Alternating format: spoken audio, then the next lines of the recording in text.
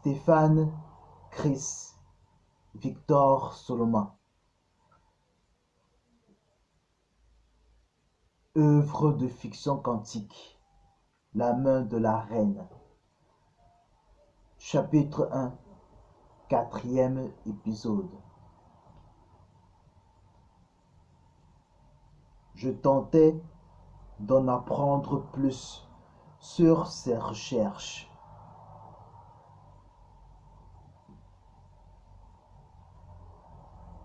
Et où voulez-vous en venir, Joshua? Qu'est-ce que vous essayez de me dire? Tentais-je de le sonder. Je craignais qu'il ne sache ce que je sais. J'ai poussé mes recherches. Je suis allé plus loin dans mon investigation et j'ai découvert quelque chose.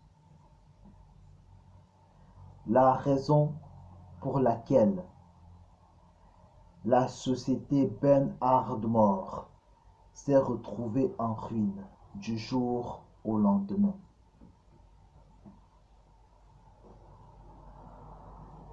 Dites, l'anxiété me gagna à la gorge. L'Organisation mondiale du commerce se trouve être à l'origine de sa faillite. Elle l'a liquidé et l'a fait disparaître. Me balança-t-il cette information à la figure. Ses yeux noisettes qui brillaient de mille feux me dévisageaient dans une extrême gravité. J'étais détaché. Je n'étais même pas surprise. Cette information, je la connaissais déjà. Je l'observais et je l'attendais. Il avait encore d'autres anecdotes.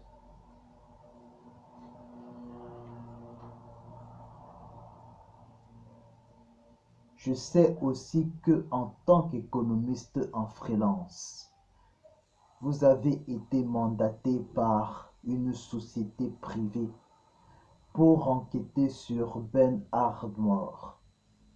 Vous étiez chargé de trouver des informations sur son chiffre d'affaires anormalement élevé jusqu'à sa liquidation par l'Organisation mondiale du commerce. Vous vous êtes impliqué sérieusement dans l'enquête et vous avez découvert des choses, des informations que personne ne veut que vous le sachiez.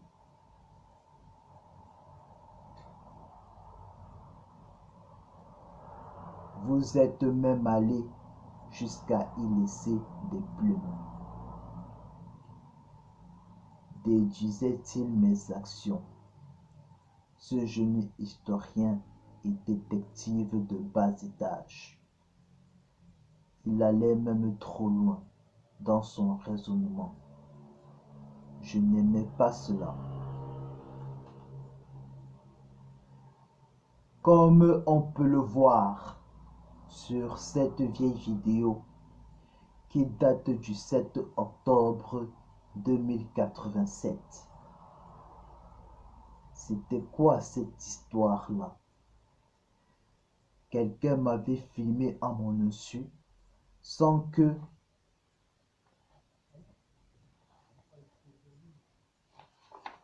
je ne m'en rende compte durant cette année-là.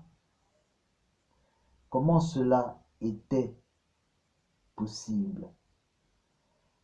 Pourtant, j'avais bien fait attention pour que personne ne me suive et me voie en compagnie de cet homme-là.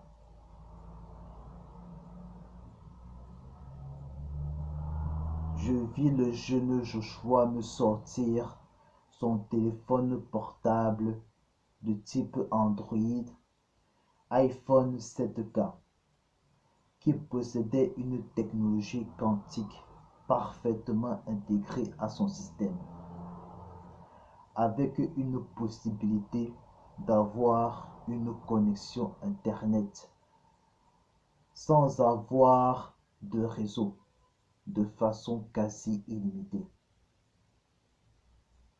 Il avait été développé par deux entreprises qui s'étaient lancées dans le développement de cette nouvelle technologie, à travers lequel les informations sont irréparables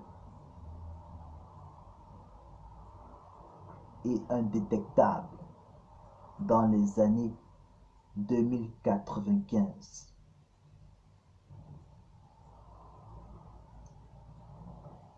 Cockcliff, une start-up américaine spécialisée dans la technologie quantique, et Corpse Queen,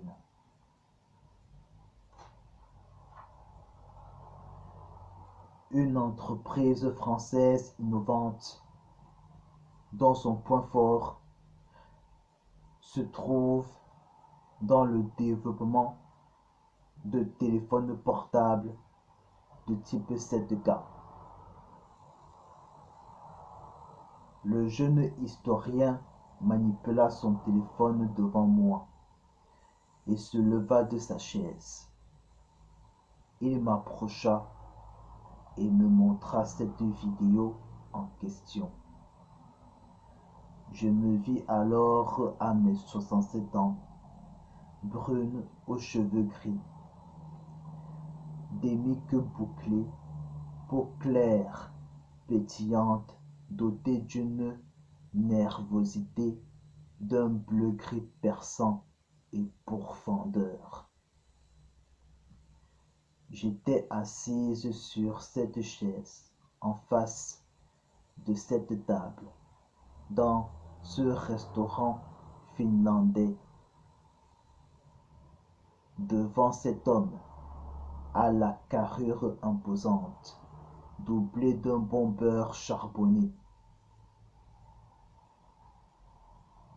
Nos échanges étaient violents depuis l'extérieur.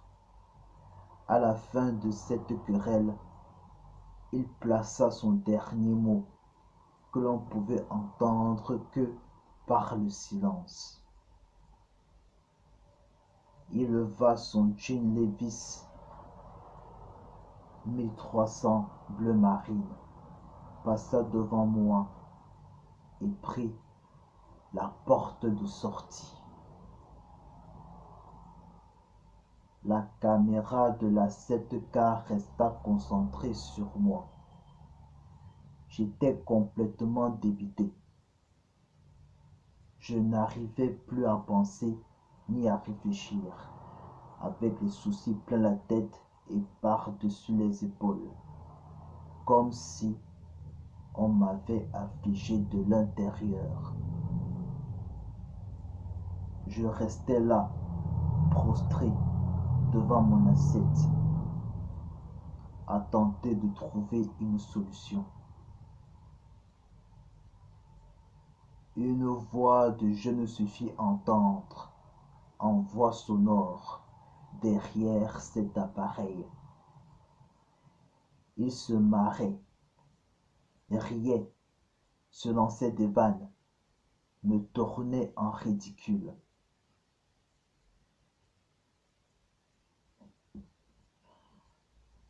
Dans ma vieille mémoire de centenaire, je savais d'où provenait cette vidéo et la façon dont ce jeune Joshua se l'était procurée.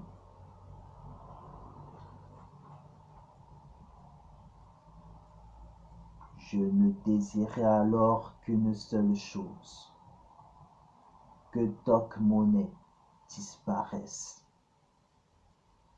J'étais prête à brûler le fondateur William Clancy et à le mettre au bûcher. Il fallait que son corps brûle, qu'il pourrisse de l'intérieur, pour qu'il n'en reste que des cendres. S'il fallait leur attenter un procès qui durerait toute une décennie, je le ferais sans hésiter.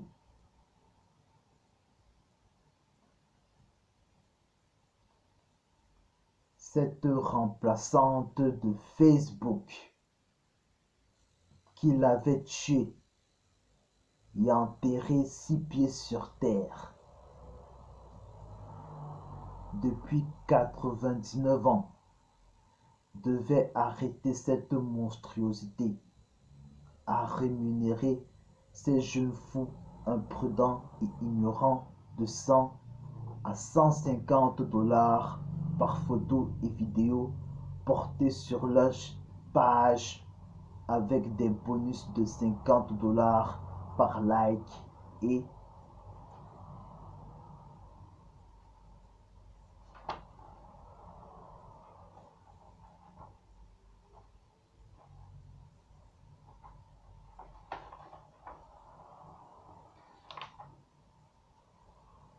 $50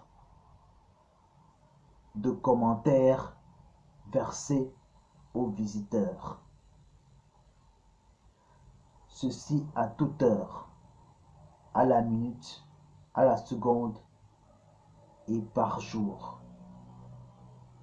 Grâce aux sales manigances des algorithmes sous forme de crypto, partagés entre les abonnés et les fondateurs. Ce comportement pervers tournait cette société à la dérive, possédée par le vice et la cupidité. Les bons parleurs me diront qu'il y a 2 faces nécessaires à son bon fonctionnement et à son équilibre. Il faut accepter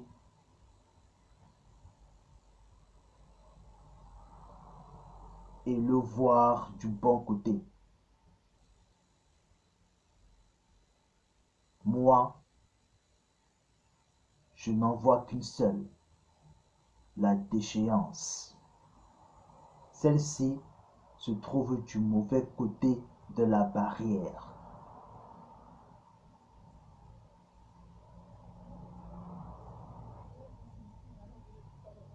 Joshua coupa court à la vidéo, enleva la 7K de mes yeux et retourna à sa chaise. J'éprouvais de la difficulté à maintenir cette image d'hypocrisie féminine.